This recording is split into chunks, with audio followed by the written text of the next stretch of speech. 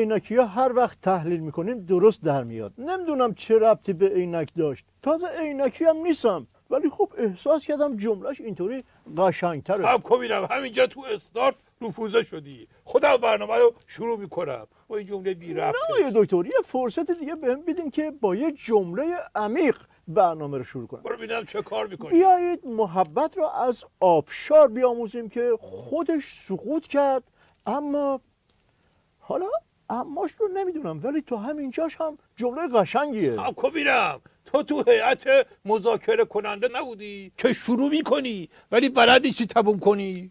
باریکلا دکتر، اتفاقا میخواستم به همینجا برسم. حرفای ظریف رو شنیدین در مورد بسته پوچ اروپا. اولش میگفت به درد نمیخوره، ولی رفت اونجا همینو قبول کرد. عقب هم از در اومد بیرون. نکنه یک راهکار خوبی گیر آورده نمیخواد رو بکنه. آی دکتر، کسی دو پرس مغز خر خورده باشه پشت سر هم بازم مثل ظریف حرف نمیزنه. کدوم راه کار؟ مرحوم ابوی همیشه میفرمودن بزن بهادر. عرض میکردم بله، میفرمودن که مشنگه گفت گیلاس اصلا گرون نیست. من خودم یه باغ سراغ دارم تو ونک که گیلاساش مفته، ولی خودت باید بچینی. فقط یه بدی داره که شب باید بری، نفس هم داشته باشی، خوبم بدوی، از سگم نترسی.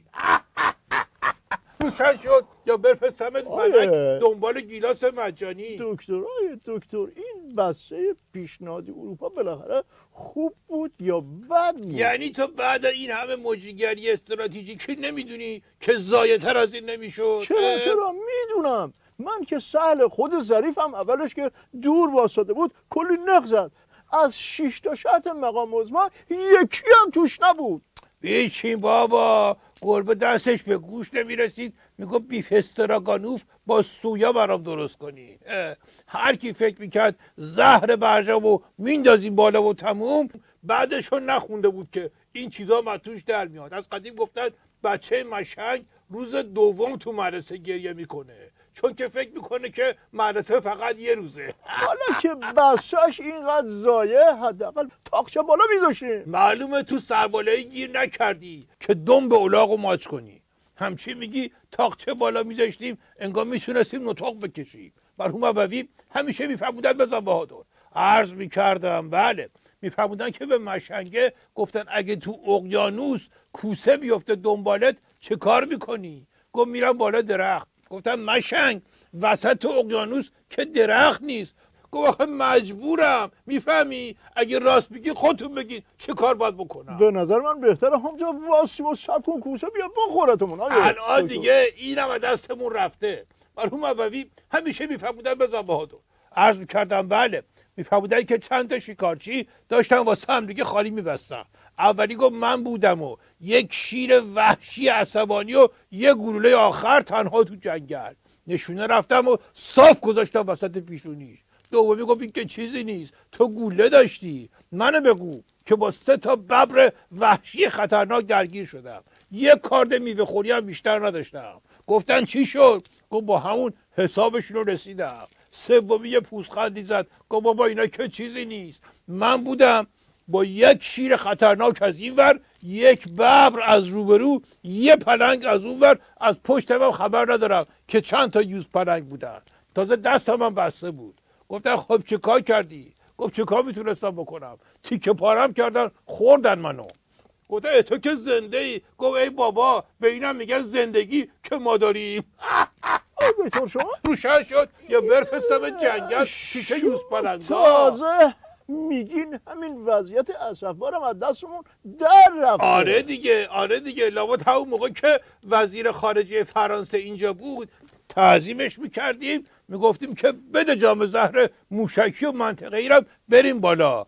نکردیم، حالا افتادیم به این روز فلاکت. آیه دکتر یعنی هیچ کاری نمیشه کرد؟ تو چرا چونه کشتی میزنی با من؟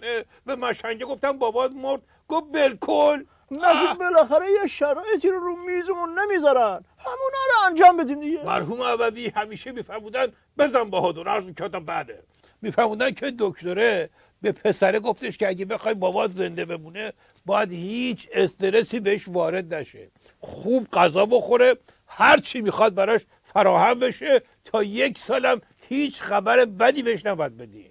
تو راه برگشت بابای پرسید دکتر چی گفت؟ پسره گفت هیچی، گفت کارت تمومه، زنده نمیمونی. آقای دکتر این وسط یه عده تو نظام صحبت از عزل مقام عظما میکنن. این خاک بر سره رو چطوری تحمل کنیم که هر جوجه بسیجی هم راه حل اینطوری میده؟ مقامات نظام باید جلو این مشنگ بازی رو بگیرن. مگه شعورشون نمیرسه که مقام عظما عمود خیمه نظامه؟ الان که خم شده کل نظام هم خم شده. اونا خودشون گیشتر از این کیان. کی آقا رو مرحوم ابوی همیشه میفرمودن بزن بهادر. عرض میکردم بله، میفرمودن که مشنگه اومد خنگی بچهش رو آزمایش بکنه، با دهانش گفت تق تق تق. بچه گفت بابا در میزنن. مشنگه گفت بابا من بودم بیشور. بچه گفت نمیشه شما بوده باشی، شما که کلید داری.